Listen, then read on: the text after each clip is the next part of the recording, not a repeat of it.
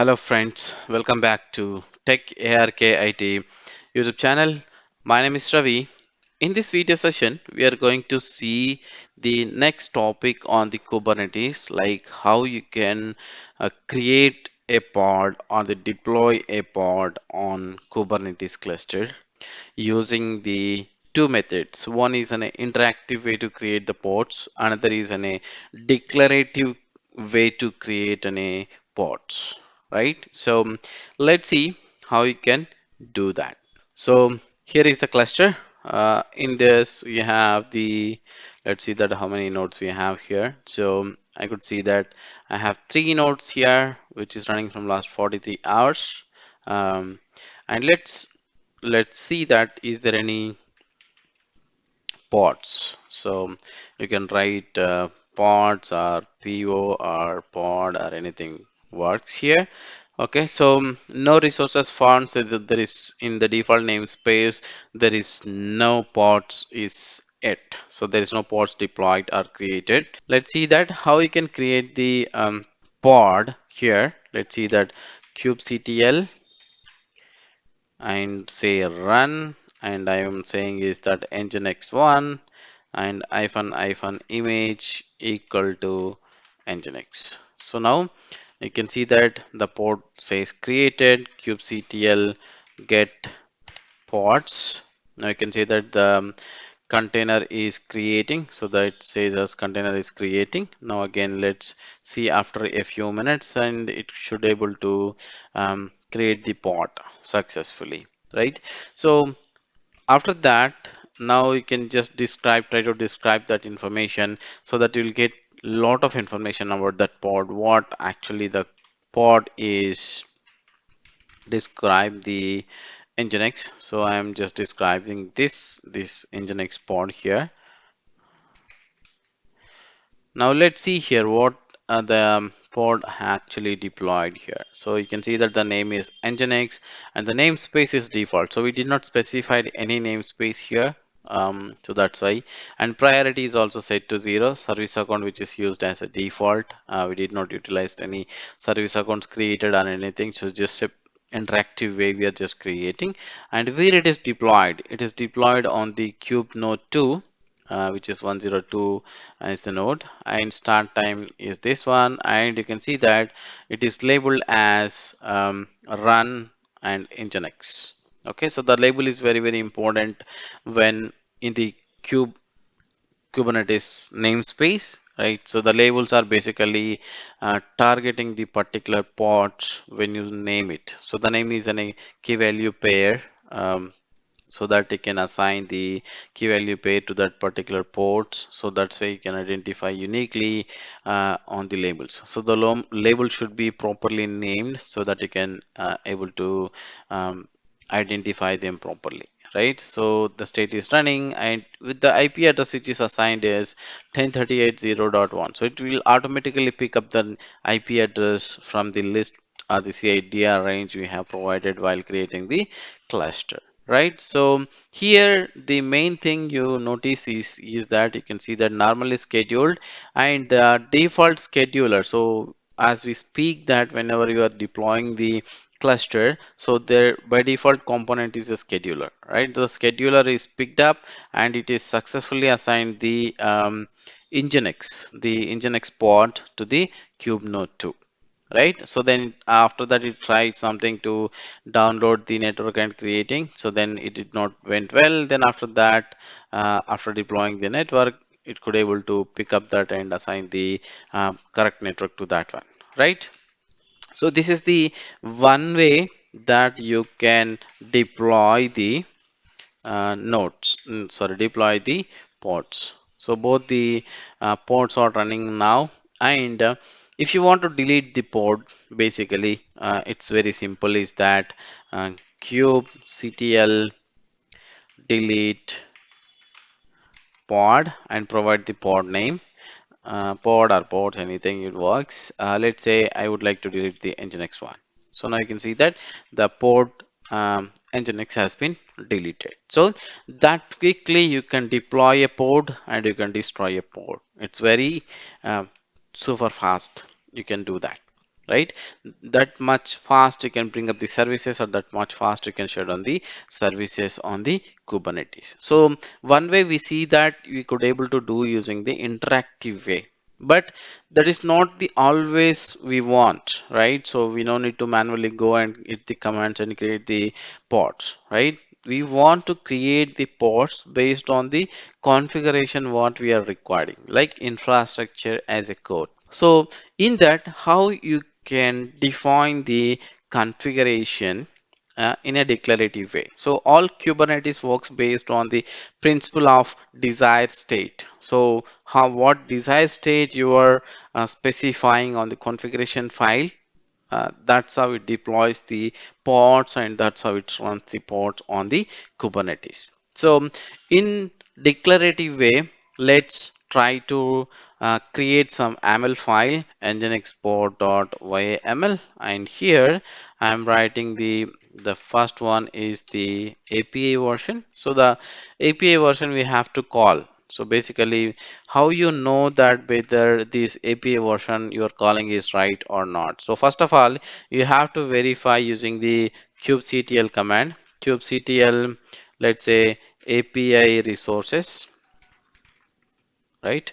So then what you are trying to get. So example, what is the resources you are trying to sorry, APT, not APT resources, it's API resources, right? So here is the version. So if you just hit this kubectl API resources, it will give you the all the resources details and with the API version details, right? So what you are creating here basically, so I'm creating the pods, so this is the one.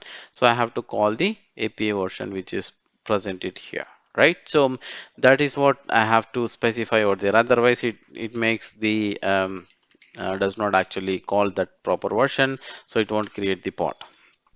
Okay, now let's specify that the first one is the API version is mandate version, and next one is the kind.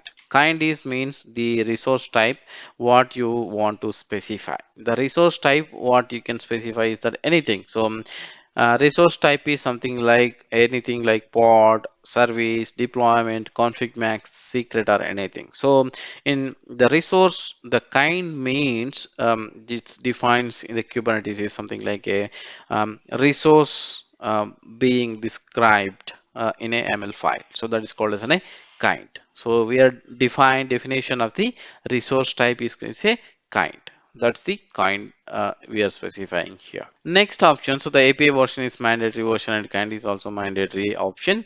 And in metadata, so metadata is like something like the data about the data, what you are specifying here, right? Something like I'm just specifying the name is Nginx. That is the name I would like to specify by that particular pod. And let's say spec. The spec information here, what is the container you would like to define here? So the containers is specifically I'm defining the Nginx pod, right? So that's why I define this Nginx here, and the image I am going to define is the Nginx and the latest version, right? And say ports, which ports you would like to export that image on, right? The port should be published on. Then you can say that container type, say container, sorry, port. The port means P is in a capital, so it's a case sensitive, so we have to specify in particular manner, otherwise it actually fails. So if you specify, do not specify in a case sensitive manner, it fails. So that is the one. So the containers and the name of the container is going to be the Nginx, and the image is going to be the Nginx latest one, and the ports, which ports you are going to assign to that one, the container port is going to be the 80. Okay, so this is the simple configuration which is required in a declarative way. So we have to deploy that one. Now save it. Say kubectl create -f and provide that file name. So this way, so you can see that the pod has been created. Now, if you see that kubectl get pods, it's try to create that. So the Nginx is already downloaded, it made quickly. the container is running. Now let's go ahead and see kubectl describe that um, pod and see what we see information right here. So the scheduler, which is default is scheduler, is picked up, and the kube node which is sent and pull the images latest has been done, and which done around 2.36 seconds, and create the container, and starting the container has been successfully done. But if you see that there is a label, the label is nothing. So the label is not assigned here, it is none, and the annotations or anything is not assigned to that one, Kubernetes. So that the pod is not assigned with any label. So now if I want to edit that configuration, you can use that kubectl edit, but that not make sense that the configuration would not be applied using the IAC, right? The infrastructure as a code. So how we can do that is that whatever the code we are writing, we might actually push into the Git. So then when you modify the code, then you run the code again, so it automatically apply that information to that particular pod, right? So that way what we are going to do is that we are just going to modify that existing configuration file and apply the label here. So where you have to specify the metadata information, I'm going to specify is that labels. So I'm going to specify the label name, might be anything. So I'm saying that app nginx. So that is my label information I'm just providing to that particular pod. Now kubectl apply -f and provide that file, the YAML file. So this way, what happens is that the resource has been updated with the latest configuration file. The configuration will be updated to that particular information. Now, if you see that kubectl get pods, so the nginx is running. Now kubectl describe the pod. The pod is nginx. Now let's go ahead and see whether we have the label or not. So you can see that the label is properly assigned. You could able to see the label on that particular Kubernetes cluster. So that's how you can change the configuration so quickly on the Kubernetes. So there are two ways. The summary is that we can run in an interactive manner, something like you can use the commands to deploy the pod, or you can also use the declarative way to create the pods. So the declarative way is basically the principle of desired state what we define on the configuration, and basically the labels what we have defined right now is in a key value pair that can attach to various objects. So example pods, so anything, the object which is created on the cluster. Labels provides a way to organize, select, and query objects within the cluster, allowing users to categorize and manage the resources based on the specific criteria. Example, I have the production environment. So I have created the namespace as a production. Then I deploy whatever the containers or the objects on the Kubernetes. I specify the name is a production, so that I could able to query them and select them, organize them very easily based on the label configuration. So the label configuration is a key value pair information. Key value in sense you have a key and it has a value in it.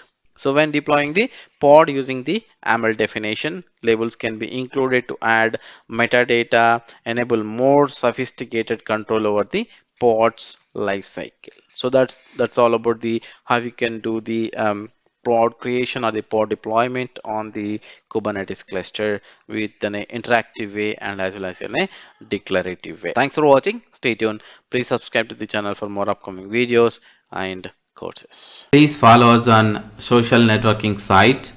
One is Facebook. The Facebook page name is @Linux ARKIT.